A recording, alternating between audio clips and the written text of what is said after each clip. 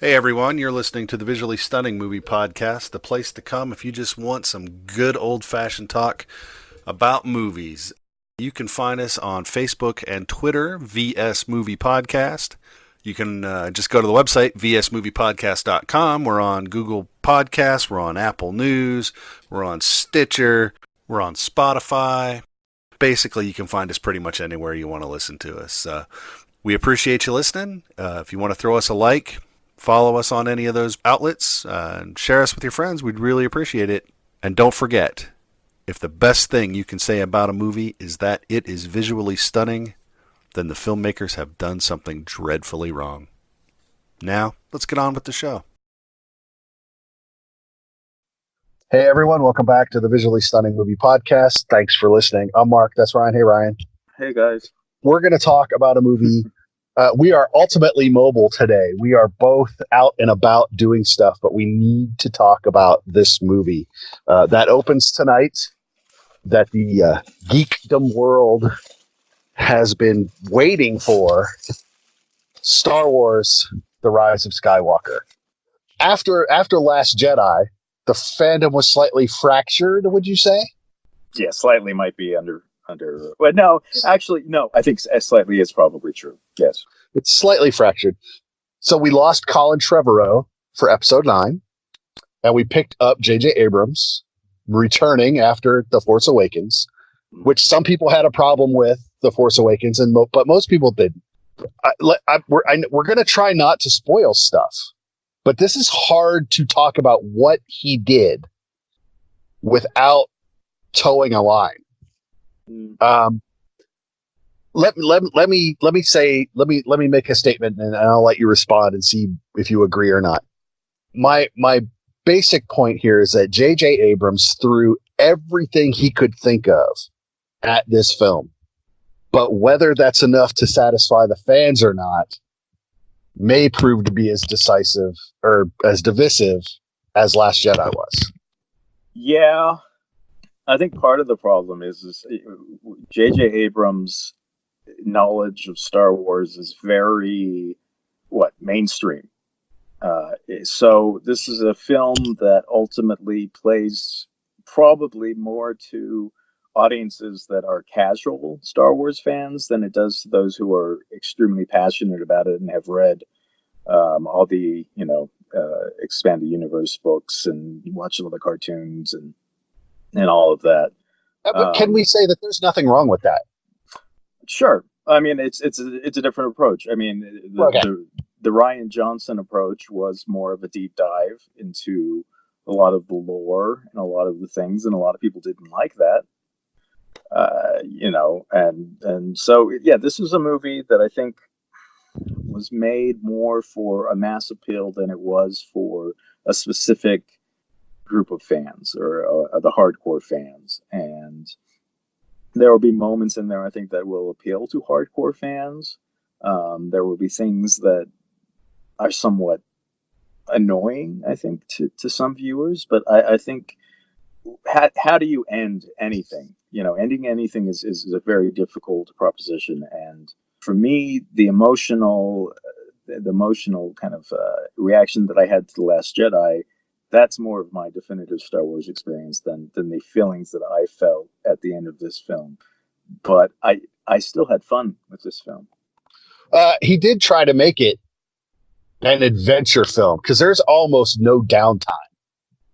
It's true. In the Rise of Skywalker. It is, I mean, from the jump, he like puts his foot down and just says go.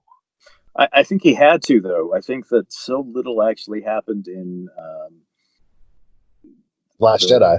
Well, Last Jedi, it wasn't the issue was more was Force Awakens was kind of like it was an intro to new characters, but I think that this trilogy wasn't all that focused because you had a lot of different people working on it, and I think ultimately that hurts it. I think that if you had one distinct vision throughout the three films, it would feel more cohesive. I don't know if it'd be better, but it would feel more cohesive. And I think the three films don't necessarily feel connected as well as I think I would like them to. But having just watched the original trilogy. Well, actually, I've just done the first 6 films, doing one of the marathons.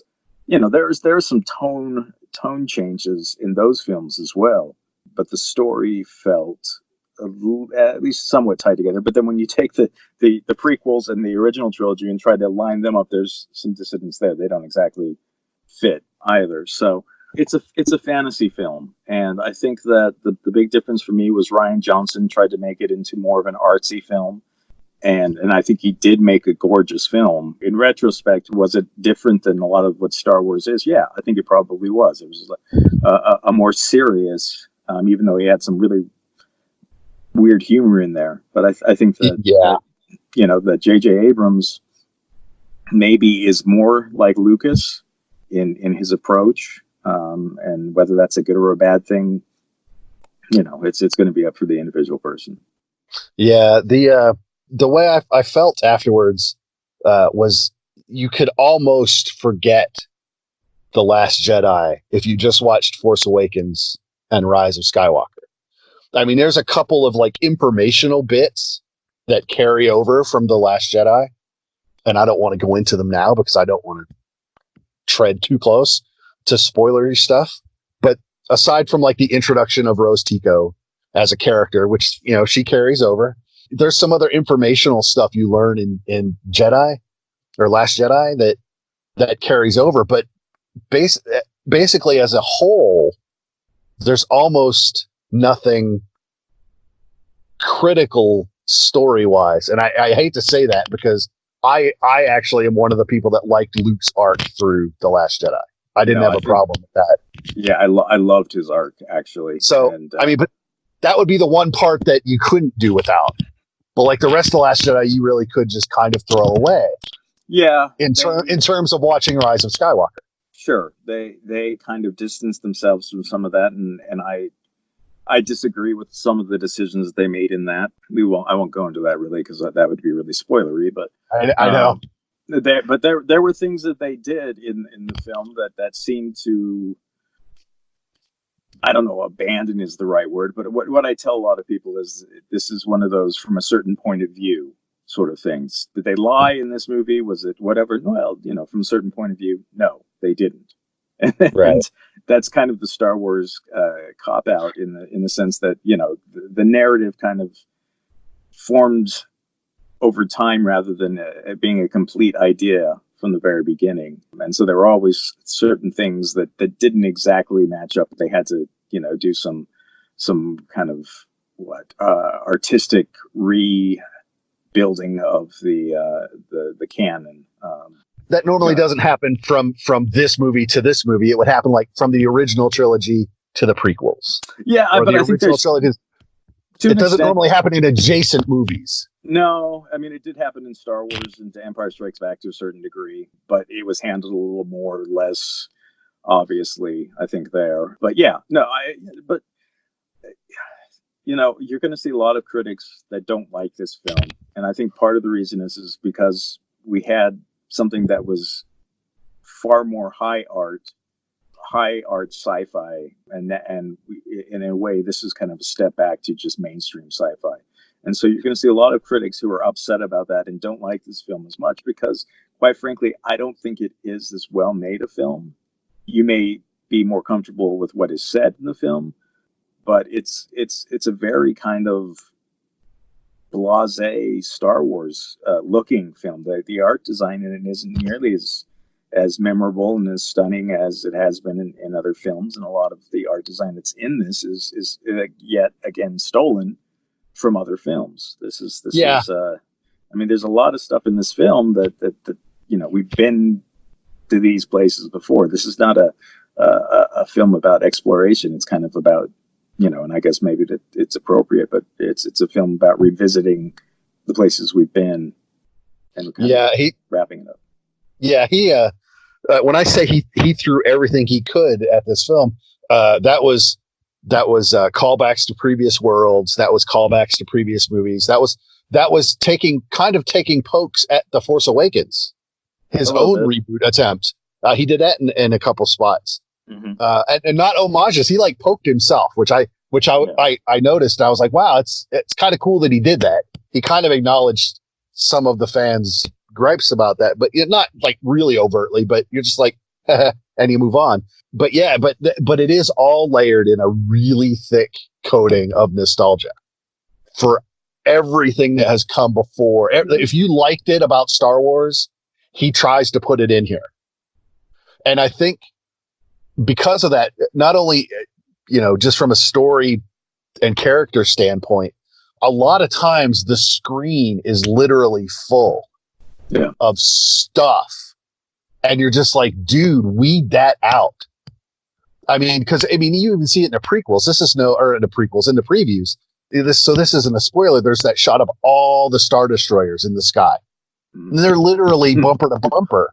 And, but I mean, that's like indicative of what he does in a lot of places in this film, is that he literally crams the screen full of stuff. And I said it might be in it may still be in one of the episodes that we've done before, or it may have been cut. What I said, my concern was that he was going to try to cram as much as possible to try to please as many people into this movie.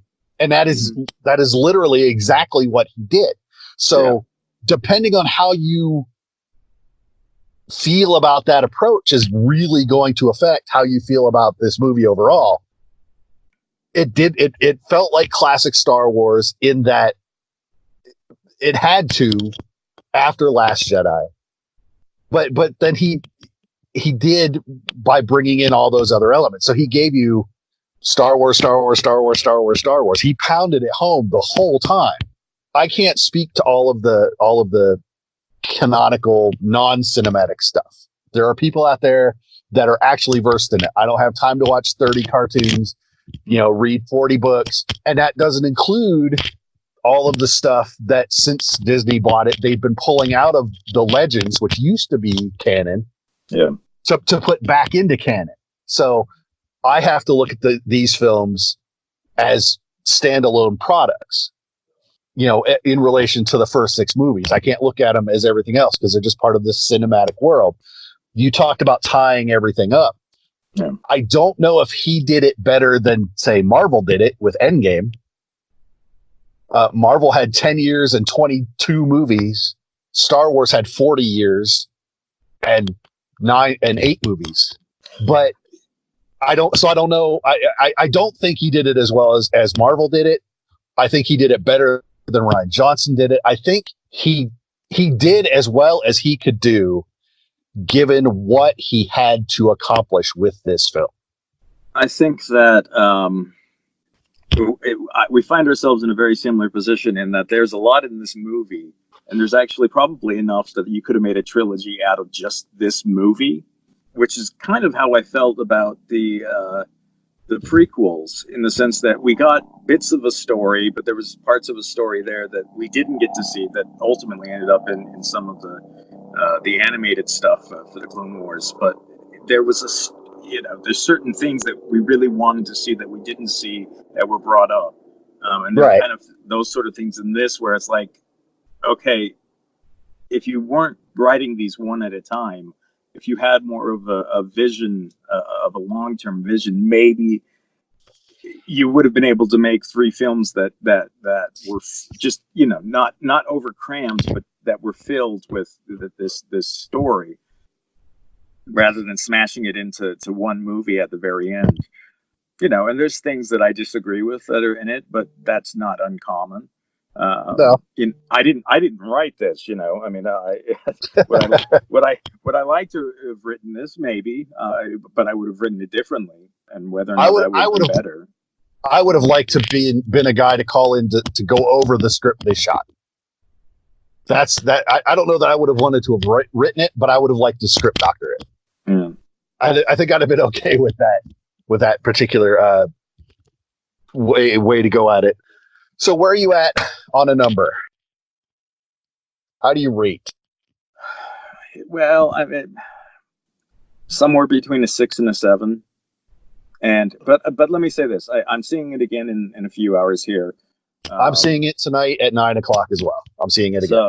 So I one of the things I often lament about movies like this is that we have to review them after seeing them once, and have to try to digest everything after seeing it once, and try to put our thoughts together. And it's kind of a shame, because it in a way keeps me from being able to watch it just as a fan. Right. And I would love to watch certain films, just as a straight up fan, without having to think about all this technical stuff and the structure and the cinematography and the art design and all this, how this fits into the big picture. So I'm hoping maybe tonight that I will get to watch it more as just, I'm not going to be looking at those technical aspects as much. I'm not going to be over analyzing where the story is going, because I already know where it goes. I know those pieces. I know what's coming. I know what I kind of had issues with and what I didn't have issues with. And so I think tonight's going to be interesting to just see. And plus, I'm seeing it with a crowd of people who have spent the last 21 hours in movie theater watching 9 Star Wars films. So I think that'll be fun as well. So yeah. Technically speaking, I think it's a 6, but I think the fan in me can't go any lower than a 7, if that makes sense. See, and just as a reminder, we both had Last Jedi we called it a disappointing 7, and I rate this higher than The Last Jedi, so I'm at like a 7.5 or an 8, because I was lucky enough after the press screening on Tuesday, I got to talk to someone that only watched it as a fan on the entire drive home, who, when I would mention all of this other stuff, would yell at me for it and say, I'm not looking at this and that, and I don't care about the other thing. She goes, I enjoyed it. And she wasn't really a fan of Force Awakens, and she really hated Last Jedi. And the fact that she says, I liked it, says a lot from a fan standpoint. So yeah, tonight I just get to kind of watch it like you are, and just kind of zone out and fan watch it. So I'm at like a 7.5 or an 8, because I've already had a little bit of time to reflect on that point of view. So it's possible we may come back and do a brief revisit, 3-4 minutes, if our ratings really change. But that's where I'm at. I think if you're a completist, obviously you're going to see this. No, I think anybody, if you've seen a Star Wars movie, you're going to see this. Yeah, and I think you'll enjoy it. Yeah, I don't think you need to know disclaimer, not all questions are answered in this film. You are still going to have questions. Yeah, I mean, you can't. Yeah, I mean, but they do cram a lot of answers into. I think. Oh, they do more answers than we've gotten in. New. If you took all the information of the first 8 films, this doesn't quite double that, but it's not that far off. I mean, there's a lot in this. And there are things that they don't explain, and it's because if they probably tried to explain certain things, it wouldn't fly. Because yeah, I mean, this is at its heart a fantasy, a romantic opera sort of. It was never intended to be. It's more fiction than science, and it was always intended to be more pulpy than that. So whereas I like the idea of a serious and more I think my opinion of The Last Jedi in general is probably better than it was initially, because I think it was a bold and beautifully made film with some flaws. But so anyway, I think critics aren't going to like this one nearly as much, but I am interested to see how fans, because to be honest with you, I have no idea how fans are going to react, because they're so unpredictable at this point that there's going to be a minority that's going to be so vocal and was ready to hate whatever they saw, no matter what they saw. So absolutely. There's going to be a huge pushback, and there's probably be another let's remake the trilogy, whatever. There you go. Ryan's at this. You're like a 6. Yeah, 6-ish. Yeah. Yeah, and I'm at like 7.5, 8-ish. For Star Wars: The Rise of Skywalker. which don't get me started on the name of the film either. But that's where we are. We know you're going to go see it. We know it's going to make a lot of money. Enjoy it for what it is. Don't hate it for what it isn't, even though the haters probably will. And until next time, I'm Mark. That's Ryan. Bye, Ryan. All right. See you guys. And we will talk to you all later.